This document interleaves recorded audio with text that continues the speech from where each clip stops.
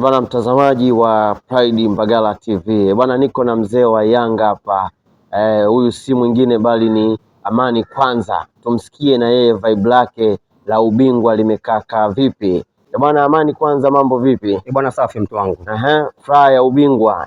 Kombe liko Jangwani. Yaani furaha ya ubingwa ni babu kubwa, mwali tunaye Jangwani miaka 5 mfululizo bila kupoa. Ile kopta iliyokuwa inazunguka hatimaye iliweza kutua kule Meja Isamuhyo.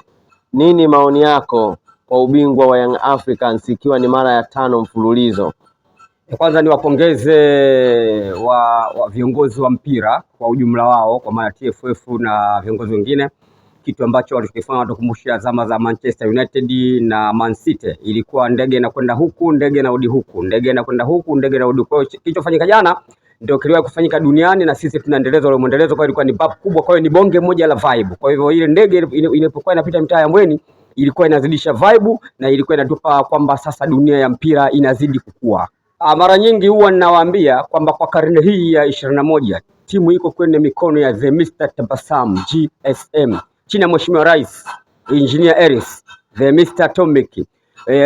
Viongozi wa Simba wenyewe wanafahamu kwamba kwa ulimwengu huu kwa kweli wao hawana chao kwenye hili kombe ambalo ndilo linalotupeleka kule vilabu bingwa, kwa sababu the Mr. Tabassum GSM kusema Yanga bingwa, ima tunahitaji huu ubingwa ndio tiketi babu kubwa ya kutupeleka kwenye vilabu bingwa.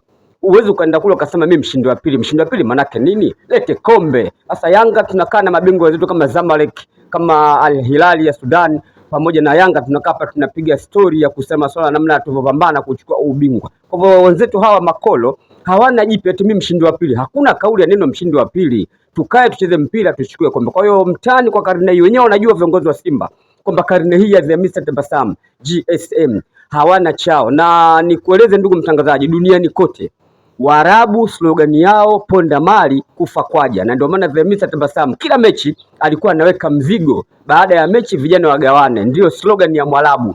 Kwa hivyo viongozi wa Simba wenyewe wanafahamu kwamba upande wao kule wana watu mabahili, hawawezi kutumia pesa. Yuko tayari afi na njaa, laki iko mfukoni. Matajiri wa Simba ni kama Masai na ng'ombe. Ng'ombe anakufa tumchinje ng'ombe. Wewe subiri daktari inakuja mpaka ng'ombe anakufa. Kwa hiyo wana Simba hawana chao kwa karne hii, kwa sababu ni uongozi ambao umetulia, ni uongozi ambao kila mtu anapiga kazi kwa nafasi. Wewe mtu kama Alikamwe, umri wa Alikamwe akiwa kuswali yule ni msalamavi, lakini angalia pale ametulia, anapiga kazi, ni bonge moja la msomi na hana njaa. Mwangalie Privadino mzee wa IT anakupigia kazi kwa 100%. Kwa hiyo viongozi wa Simba hawafanani na uongozi wa Yanga, kani ni mbingu na ardhi. Uongozi wa Yanga ni mbingu, uongozi wa Simba ardhi. Tutauchukua ubingwa mpaka 2030. JKT wenyewe wakati wanaingia uwanjani wanafahamu kwamba tunakwenda kukutana na bonge moja la timu. Sasa hivi unapozungumzia Young Africans, kwa mfano ukiwa maeneo kama ya Ulaya ni PSG, ile ni PSG ya Tanzania. Kwa hivyo JKT wanakwenda uwanjani wanafahamu tunakwenda kukutana na bonge moja la dude. Sasa wakaja sisi tuna mpira wetu wa wananchi, mpira wa pasi nyingi, mpira wa kwa tunamshambulia adui, tunagusa moja moja, ni kababu, egg chop, baga, ni sambusa, egg chop, nyama za bifu. Yani na maana kwamba wenyewe wanajua JKT. Kichowatoa mchezoni za JKT wakataka kushindana na Yanga baada ya waheshimu. Kwa hivyo wakati mpira wao wa kihuni ikawa cost maeneo fulani. Yanga walikuwa bora maeneo yote. Yani Yanga ubora wao unaanzia kwa Djigui Diarra mpaka 11. Yani Yanga pale hakuna kusema kwamba fulani upande ule unafeli. Yanga ni bora, yani kuanzia kwa gokipa mpaka kumwendea adui.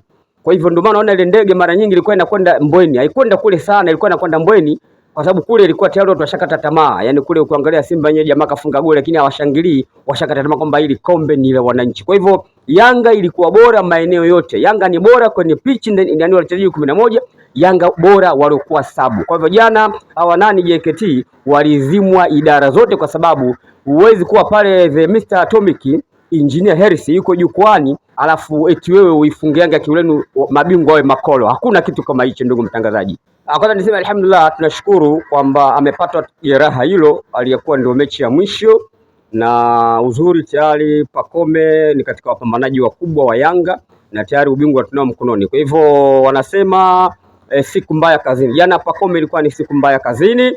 Kwa hivyo imetokea jeraha lile, lakini tunashukuru kwamba ilikuwa ni mechi ya mwisho na tayari kwamba Yanga ni mabingwa, ubingwa uko mkononi. Kwa tunachomwombea dua Mwenyezi Mungu amjalie majeraha yaishi mapema, kwa sababu ni mchezaji muhimu kabla ya michuano kubwa ya kimataifa haijaanza. Kwa hivyo ni siku mbaya kazini kwa Pacome, na Mwenyezi Mungu amjalie aendelee vizuri. Unajua sisi wananchi, nawaambiaga makolo pale Zakiem Arena michezo na maendeleo Mbagara Zakiem kwamba sisi wananchi bao ambalo tunalowapiga makolo, unajua makolo wengi wanaiangalia pitch. Sisi wananchi bao la kwanza ambalo tunalowapiga makolo ni management.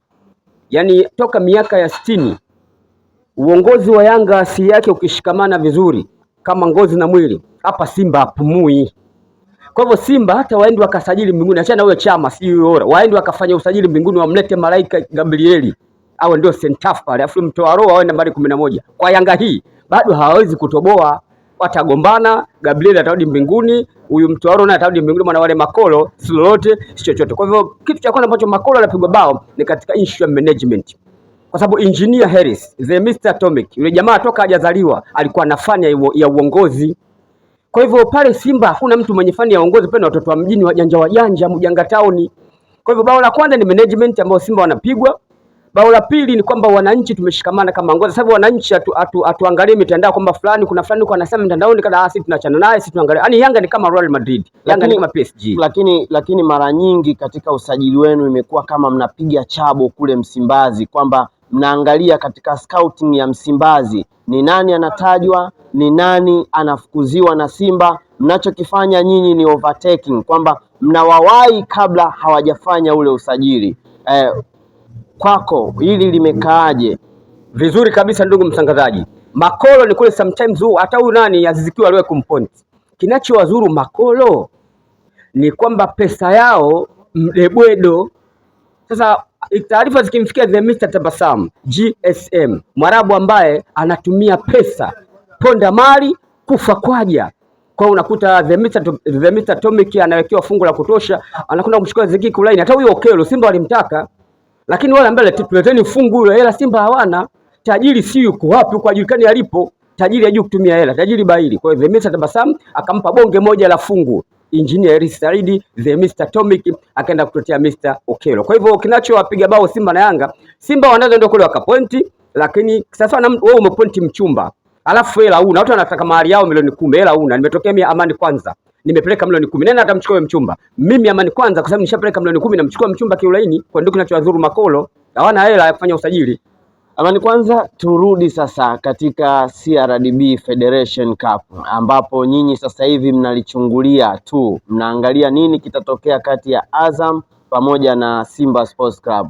Ninyi mmesimama upande gani? Maana tulisikia msemaji wenu Ali Kamwe akijinasibu kwamba yeye yuko bega kwa bega na Azam kuhakikisha kwamba Simba Sports Club hawaambulii chochote. Wewe kama shabiki wa Young Africans unasimamia wapi? Kile alichokisema msemaji wenu, au wewe unaacha mpira uchezwe tuone kati ya Azam na Simba nani atakwenda kuibuka na CRDB Federation Cup? Vizuri kabisa ndugu mtangazaji, sisi kwanza malengo yetu kubwa yametimia ya kupata kombe litakalotutambulisha kule kwa wanaume vilabu bingwa, kwa sababu tukifika kule tunaonesha makombe. Bwana, mimi kombe langu hili nimechukua nyumbani. Zamalek na anaonesha kombe, wale Al Hilal wa Sudan na wanaonesha kombe. Kolo yeye aoneshi kombe, yeye anakwenda kama msaada.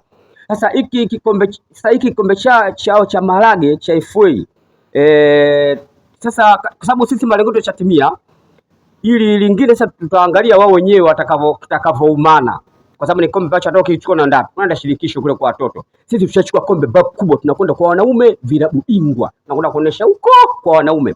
Kwa hivyo kikombe cha Malage cha FA hiki watajua na watakitaumana wenyewe, sisi hatuna habari. Tutachukua ile kombe, na maana makolo ama viongozi wao walikuwa hawataki Yanga wachukue ile kombe la ligi, kwa sababu itakuwa ni mara ya 5 mfululizo, inakuwa ni kubwa kwa Engineer Harris Saidi. Ndio maana jana viongozi wa Simba wengi wamelia. Mimi na ndugu zangu wako na management ya Simba wananipigia simu, hapa sisi tunalia, watu tumejifunga tunalia kweli kweli, kombe hili mara 5 kweli.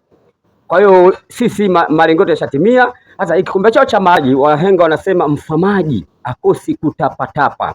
Huu ni mwaka wa 5 tumeenda mwaka wa kwanza, walalamika mwaka wa pili, wakalamika mwaka wa 5. Kwa hivyo niwaambie makolo, wao ni wakubwa, wao wanalala hoteli nyota 5. Swala kwa wanalalamikia waamuzi au masuala yanayopitwa na wakati, kwa sababu hata wao wenyewe kuna mechi zimechezwa hapa Kwa mfano kuna mechi Simba wacheza na TRA, goli zuri kabisa Simba wamefungwa, refa akakataa. Je, tunasemaje pale? Kwa hivyo waache nywinywinywi, wafanye usajili wa nguvu, na pia hata kama wakifanya usajili waangalie benchi lao la ufundi liko sawa, kwa sababu kama nilivyokuambia ndugu mtangazaji, benchi la ufundi la Simba halifanani kabisa na benchi la ufundi la Yanga. Kwa hivyo swala kusema kwamba waamuzi si binadamu utakuwa unalalamika mpaka kiyama, kombe uchukui na hakuna wa kukusaidia. Wao waangalie katika management yao nani anafaa nani hafai, na katika masuala mazima waache kubahatisha mambo. Kama wataendelea kulalamika hivi, wataendelea kulalamika mpaka kiyama. Yanga atazidi kuwa bingwa na wakuwasaidia makolo hakuna, kwa sababu mimi nakwambia hivi, tajiri wa Simba na tajiri wa Yanga ni mbingu na ardhi. Tajiri wa Yanga toka asili anatumia pesa, Waarabu asili yao ponda mali kufa kwaja. Kwa hiyo swala la marefali hakuna chochote, marefali wamechezesha vizuri kweli kweli, ili isipokuwa kwa sababu hatuna bado miundombinu ya VAR na kadhalika. Kweli kuna mambo ya kibinadamu, lakini hata wao Simba kuna maeneo mengi ambapo kwamba wao binadamu nao pia umewanufaisha. Kwa hivyo hayo ni masuala ya mfamaji akosi kutapatapa. Kwa hiyo neno lako la msingi, Simba waache nyunyunyi, wafanye usajili, wafanye na ile benchi lao la ufundi ile. Pale kuna wajanja, hakuna viongozi shehe. Simba hawana viongozi, wana watu wajanja, wamejanga town, yani watoto wa mjini.